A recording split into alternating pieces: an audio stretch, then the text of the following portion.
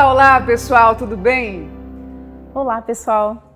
Gente, chegamos ao nosso 6º episódio, nosso último Conversa Franca, que nasceu, lembrando, com a intenção de trazer mudanças positivas para a sua vida. Uma iniciativa do programa Cooperação na Ponta do Lápis do Sicredi. Nosso 6º encontro sobre educação financeira traz o tema relacionamentos. Mas o que isso tem a ver com equilíbrio financeiro? Quase tudo, não é, Michele? E como, Thaís? Já entra aí mais uma virtude tão falada por Benjamin Franklin, a da tranquilidade. Lidar com outras pessoas é extremamente difícil, porque todos pensamos e agimos de formas diferentes. Temos interesses diferentes, os outros vivem nos causando enormes frustrações, não é mesmo? E ao mesmo tempo em que são essenciais para a nossa felicidade. Os relacionamentos são, na maior parte das vezes, a principal causa dos nossos piores tormentos. Não temos controle sobre as ações e os sentimentos dos outros. Por isso, os conflitos são inevitáveis. Mas nós podemos sim ter controle sobre a forma como lidamos com as desavenças. E é isso que determina se somos emocionalmente inteligentes ou imaturos. A tranquilidade, portanto, é uma virtude que melhora a qualidade dos relacionamentos. Mas o que significa agir tranquilamente em momentos de conflito? Olha, basicamente implica em 2 atitudes. A primeira delas, não se ofender facilmente com o que os outros dizem ou fazem.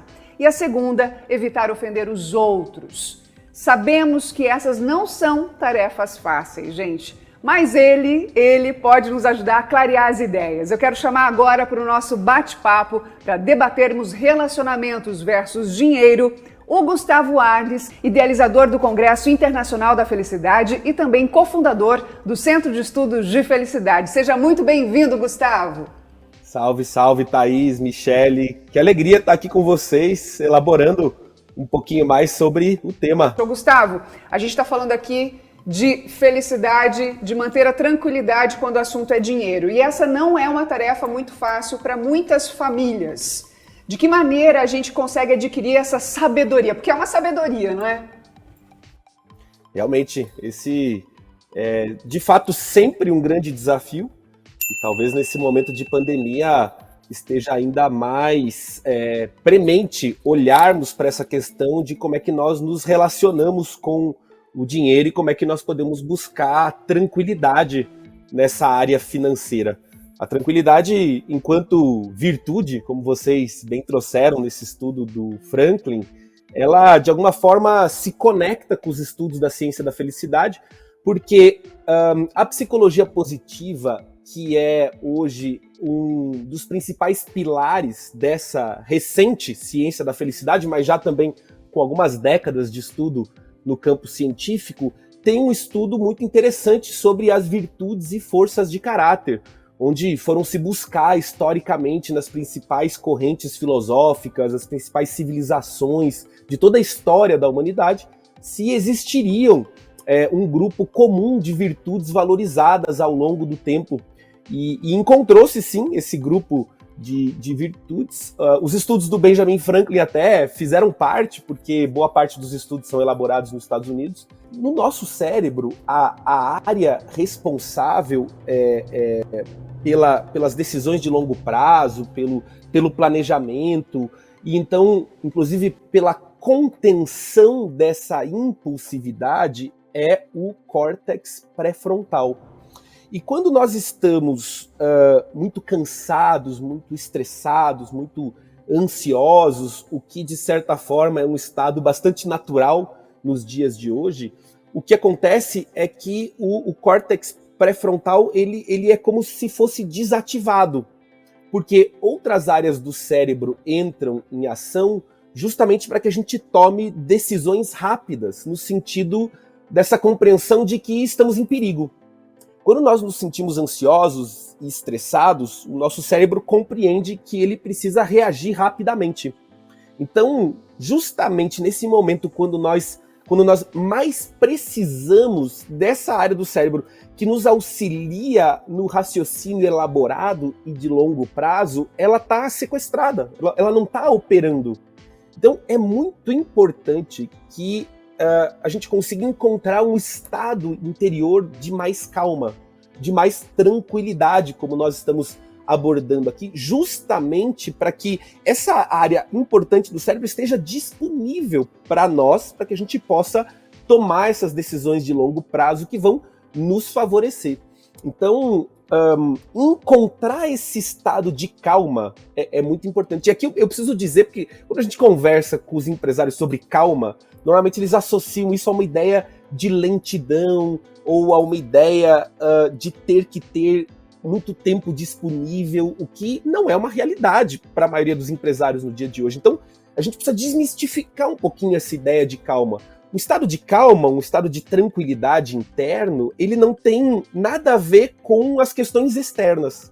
Eu posso fazer tanto quanto eu faço atualmente, ou até mais, e melhor quando eu encontro esse estado de tranquilidade interior. Porque aí eu tô no centro das minhas emoções. Eu não sou levado por elas, né? Como num tornado, como num furacão, onde eu sou arrastado pelas pendências do dia, pelos incêndios, e me sinto ansioso, me sinto nervoso, me sinto estressado, corro de um lado para o outro. Eu posso resolver tudo que eu tenho para resolver, encontrando um estado de tranquilidade interior, onde eu tenho mais foco, mais atenção, e estão disponíveis para mim essas áreas do cérebro que vão exatamente me ajudar a tomar as melhores decisões. De acordo com a neurociência, é possível a gente treinar o nosso cérebro para ter essa tranquilidade a partir justamente da consciência, não é? De que a gente está ansioso, que está estressado e não está conseguindo raciocinar direito. De que forma a gente faz isso no dia a dia, Gustavo? Thaís, excelente ponto. E essa é uma das, talvez, maiores descobertas da neurociência dos tempos recentes. Então, o conceito de neuroplasticidade, que hoje é muito bem aceito nessa ideia de que o nosso cérebro segue aprendendo e se desenvolvendo durante toda a nossa vida e não apenas durante um período limitado da nossa juventude, hoje ele é muito bem conhecido, mas ele é um conceito de 1998. Então ele é um conceito bem recente. E o que a neurociência hoje compreende é que, inclusive, a felicidade é um estado que pode ser praticado, que pode ser treinado. Ou seja, a felicidade é também uma habilidade. O nosso cérebro pode ser treinado para tudo aquilo que a gente precisa. E a primeira coisa que nós precisamos nesse sentido é de uma compreensão teórica. Então, nenhum de nós passou por nenhum tipo de estudo formal acerca de como lidar com as nossas emoções, por exemplo. Como lidar com o medo, como lidar com o estresse, como lidar com a ansiedade. Não passamos por nenhum estudo formal sobre bem-estar e felicidade. São estudos realmente bastante recentes que precisam entrar na nossa pauta de alguma forma. E como você bem colocou, o primeiro ponto é essa autopercepção. Eu preciso perceber que eu estou num estado de agitação mental. Preciso perceber que eu estou num estado de ansiedade ou até de estresse que nesse momento não estão me permitindo tomar as melhores decisões para o meu negócio. E o que eu posso fazer quando eu percebo? O exercício mais básico, mais simples e mais rápido é o da respiração, né? Respirações diafragmáticas, quer dizer, o nosso estômago é ele que precisa encher e esvaziar de ar. Quando nós estamos estressados, ansiosos, nervosos, a nossa respiração vai ficando mais curta, mais alta e muito presa aqui no tórax. E o que está acontecendo é que nós não estamos oxigenando bem o nosso cérebro. Então, quando você se perceber nesse estado de agitação, tira um minutinho, senta em algum lugar mais calmo, mais tranquilo, 1 minuto de respirações conscientes, ou seja, você está prestando atenção na sua respiração, na forma como o ar entra e sai das suas narinas, como a sua barriga incha e esvazia de ar, e você está novamente pronto num estado um pouquinho mais calmo. Com prática isso vai acontecendo com cada vez mais velocidade, mas esse exercício da respiração é o exercício mais básico e mais rápido que pode ser feito para que a gente neuroquimicamente alcance um estado de mais tranquilidade interior, que, de novo, né, nos possibilita tomar as melhores decisões para os nossos negócios. Então, gente, tudo isso está no nosso organismo, são mecanismos que o nosso corpo permite que a gente use. Então vamos usar. Gustavo, a gente já volta a conversar, não é, Michele? Agora eu quero contar para vocês uma parábola que o Franklin escreveu. Nesse texto fala-se da importância da disposição de esquecer e de perdoar, e o quanto isso é fundamental para os bons relacionamentos. Para ilustrar os benefícios dessa capacidade, Franklin elaborou a seguinte parábola. No tempo em que os mercadores passavam com seus camelos, vendendo todo tipo de mercadoria, Rubem comprou de um deles um machado que apreciava muito, pois não havia nenhum outro na casa do seu pai. Simon precisou de um machado, o irmão dele, e pediu emprestado. Mas o Rubem negou. Então veio o outro irmão, o Levi. Precisou também da ferramenta e logo fez o mesmo pedido e a resposta foi a mesma, negativa. Em outro momento, veio o terceiro irmão, o Judas. Veio conversar com o Rubem e lembrou que eles se estimavam e sempre poderiam contar um com o outro. Implorou pelo machado, mas Rubem recusou. Não muito tempo depois, o dono da ferramenta foi cortar uma madeira perto de um rio quando seu machado caiu e foi levado pelas águas. Ele correu, procurou por toda parte, por toda aquela área e não conseguiu encontrá-lo. Seus 3 irmãos haviam juntado dinheiro nesse tempo e enviado aos mercadores por meio de um mensageiro, cada um adquirindo o seu machado. Rubem, frustrado por não ter conseguido terminar o seu trabalho, foi correndo pedir a Simon um instrumento emprestado. E a resposta, vocês já podem imaginar, foi imediata. Você não me ajudou quando eu necessitava. Agora eu também não vou te emprestar o meu. Então ele foi pedir ajuda de Levi, que disse a mesma coisa. Quando eu precisei emprestado, você não me deu. Então eu vou ser melhor que você. Tá bom, pega aqui o meu. Sentindo-se humilhado, então, Rubem virou-se para o Judas, que, ao ver a vergonha estampada no rosto do irmão, falou: eu entendo a preocupação que lhe trouxe a sua perda, mas isso não deveria lhe incomodar, pois eu também tenho um machado, que serve para mim e também serve para você. Use como se fosse seu, Rubem. Rubem abraçou o irmão, que tinha uma alma de rei, e respondeu: sua gentileza é grande, mas maior ainda é sua capacidade de perdoar. Agora vamos voltar à nossa conversa com o Gustavo. Gustavo, essa parábola mostra o quanto é importante o perdão para as relações humanas, né? E como que você definiria o perdoar, o saber perdoar? O que seria isso de verdade? Essa é uma parábola realmente muito interessante.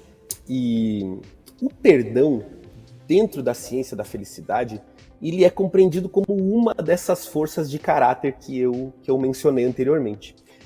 Isso quer dizer que todos nós temos essa capacidade de perdoar.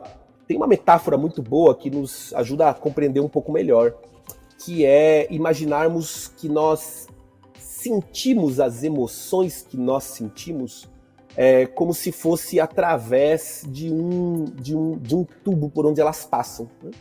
As emoções têm esse caráter de impermanência. Quer dizer, elas não ficam, elas passam. Isso quando nós estamos lidando de maneira saudável e natural com elas. Ou seja, a tristeza, ela passa. A raiva, ela passa. O medo, ele passa. E até aquelas emoções que a gente não queria que passassem, né? Alegria, felicidade, todas elas realmente passam por nós e se vão. Quando nós não perdoamos alguém, uma situação ou a nós mesmos, é como se nós fôssemos entupindo esse canal com mágoa, com ressentimento. E nós fazemos isso muitas vezes para nos proteger, porque não queremos nos machucar novamente, não queremos ser machucados novamente. Então, guardando mágoa, guardando rancor, guardando ressentimento, nós imaginamos que estamos nos protegendo, porque impedimos de passar a tristeza por esse canal. E aí é preciso de um tempo mesmo, muitas vezes, né? Para que a gente possa ir descascando essas camadas de perdão que são necessárias. Então, quando alguém nos machuca e a gente relembra a história, é comum nós nos descontrolarmos na raiva novamente ou entrarmos num choro. Quando o tempo vai passando, nós vamos voltando a essa situação e nós percebemos que sentimos raiva, mas não nos descontrolamos. Ficamos tristes, mas já não choramos mais. E com o tempo é como se essa ferida ela fosse cicatrizando. Então, o perdão não é esquecer. O perdão é você relembrar uma história sem ser inundado por emoções que você não dá conta.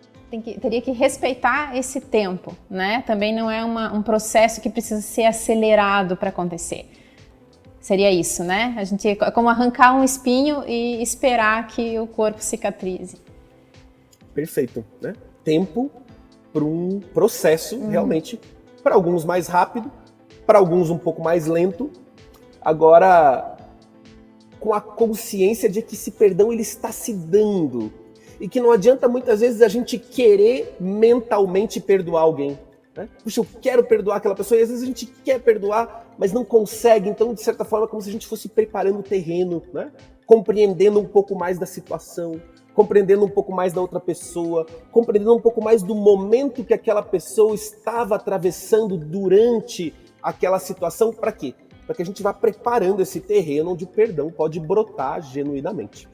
Bom, gente, e além do perdão, outra grande habilidade para que a gente não faça da vida financeira uma guerra ao longo do tempo é justamente a comunicação. Comunicar-se de forma a evitar conflitos inúteis também é uma habilidade de pessoas emocionalmente inteligentes. E tanto não é fácil que Franklin fez dela um exercício. Ele decidiu que iria se relacionar melhor com os outros, exercitando algumas técnicas e não agindo de forma impulsiva, como o Gustavo acabou de falar com a gente, né? Ou seja, nem sempre sendo ele mesmo ali, não dizendo tudo que tem vontade, não impondo somente as suas opiniões. Então, ele fez uma regra para si mesmo: evitar contradizer diretamente os outros e também evitar expressões de certeza que demonstrassem que as suas opiniões são muito rígidas. Em outras palavras, ele sabia que demonstrar flexibilidade e mostrar que podemos mudar de opinião faz com que as pessoas gostem mais da gente, estejam mais abertas. Por exemplo, Franklin evitava usar expressões como sem dúvida nenhuma, certamente, e no lugar delas passou a usar eu imagino que, no momento me parece que, tenho a impressão de que. Quando não concordava com alguém, ele falava coisas como em certas circunstâncias essas ideias seriam perfeitas, mas no momento eu penso que. Olha quanta coisa para a gente usar no dia a dia.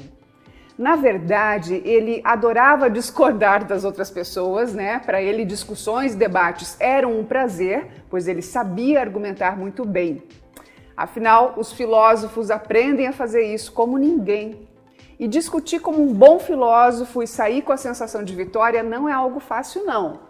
Mas por mais que ele gostasse, ele percebeu que apresentar as opiniões de forma muito radical ou fazer as pessoas perceberem o quanto as ideias delas são tolas não trazia nenhuma vantagem nessa comunicação, além de um curto momento de prazer que ele tivesse ali por conta do ego dele. Essa mudança na linguagem, o simples uso de palavras diferentes, além de tornar a conversa mais agradável, evitava contradições, discussões infindáveis. Para o Benjamin Franklin, era como puxar uma corda. Quanto mais você puxa de um lado, mais o oponente vai puxar do outro. E aí ele garantiu que foi essa habilidade, a comunicação, além da sua honestidade, que lhe garantiu tanto sucesso na política, por exemplo, viu? Gustavo, nós estamos num momento, né, de tanto radicalismo, de tanto extremismo. Saber se comunicar, como as dicas aí que o Franklin coloca pra gente, faz todo sentido, inclusive agora, em 2021, não é? Tão atual, né, Thaís? Que coisa incrível. Puxa, estamos vivendo aí um momento de extrema polaridade, onde realmente perdemos a capacidade de nos comunicar com o outro sem que seja necessário essa defesa, né, de pontos de vista, das nossas certezas, e mais do que isso, muitas vezes de querer empurrar as nossas certezas goela abaixo do outro, né?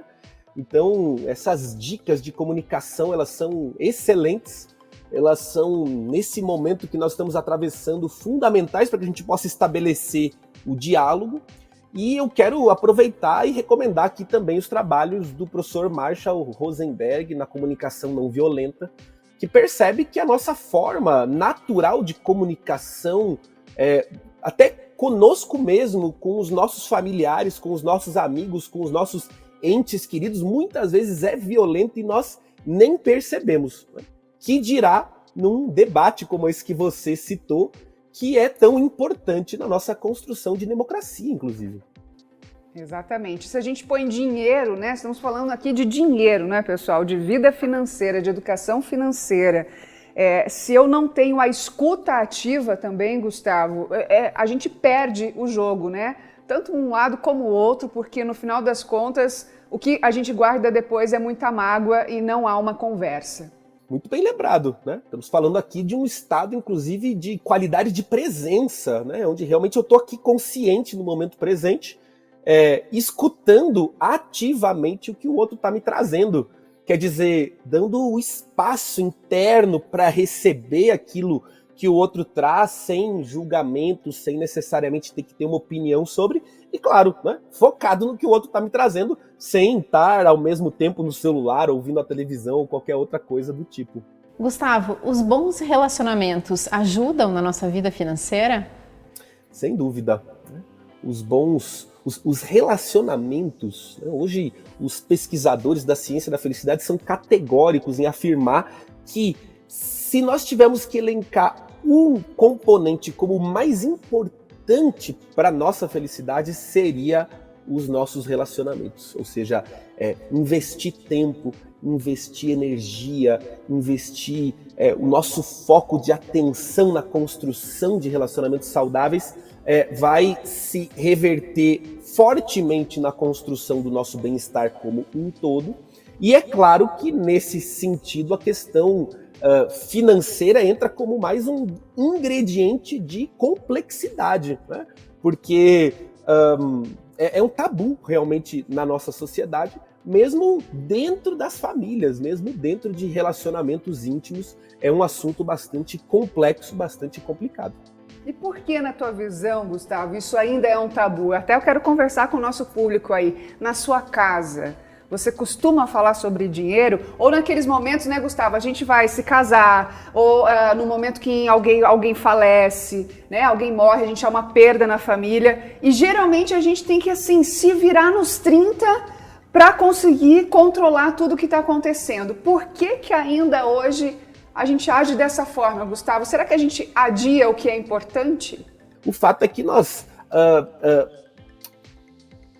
temos um modelo o qual normalmente seguimos, que é o modelo dos nossos pais. Então, a forma como os nossos pais lidavam com o dinheiro, muitas vezes é a forma como nós mesmos lidamos com o dinheiro.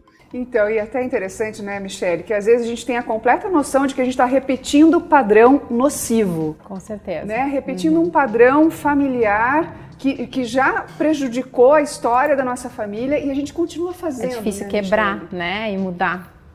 Gustavo, eu quero aproveitar que você é especialista em felicidade para te perguntar sobre a questão da relação de dinheiro com felicidade. É um mito essa história de que dinheiro não traz felicidade? Ou existe, né, até um certo ponto, a vida financeira saudável garante a minha tranquilidade? Primeiro, não existe nada de errado com esse sucesso profissional, com almejar uma vida mais confortável. O que é uma ilusão é a crença de que as questões materiais vão resolver todos os problemas da minha vida, né? O que não é verdade. Portanto, a ciência compreende que quando nós passamos de um estado de necessidade, e aí eu quero dizer assim, o fato de nós não sabermos se nós teremos uma refeição na semana que vem, se nós vamos conseguir pagar o aluguel ou as contas do mês no mês que vem, é algo que realmente ataca o nosso bem-estar mental e pode, então, nos causar dificuldades. Agora, para cima desse patamar de necessidade, mais materialmente falando, não necessariamente vai se reverter em felicidade. Porque a nossa percepção das vantagens que nós possuímos, e essas vantagens podem ser materiais, podem ser gozar de boa saúde, pode ser viver numa vizinhança segura, elas só nos são vantagens enquanto bem-estar emocional e mental quando eu as percebo realmente. Ou seja, precisamos ter a percepção desses privilégios para que a gente possa colher algum bem-estar mental e emocional, mas de fato muito pequeno. Então, existe inclusive um mapa, né, montado por uma pesquisadora chamada Sonia Lyubomirsky em 2004, que mostra que as condições externas impactam sim o nosso bem-estar, mas muito menos do que a gente imagina, justamente por conta desses pontos que eu acabei de trazer. Então, a construção desse olhar positivo sobre aquilo que eu já conquistei, que eu já construí na minha vida, e de que, claro, a vida sempre pode ser um pouco melhor, mas ela também é boa como ela é. Esse olhar vai nos ajudar numa construção maior de felicidade. Seria um olhar de gratidão pelo que a gente já tem, Seria já conquistou. Um olhar de gratidão. Uhum. Perfeito. Muito bem colocado. Muito legal, muito legal. Gustavo, obrigada, viu, pelas tuas percepções, pelos teus conhecimentos aqui com a gente. Obrigada mesmo. Obrigada, Gustavo. Foi ótimo. Gente, uma alegria estar aqui com vocês. Eu agradeço o convite do Sicredi, né, para a gente fazer esse bate-papo.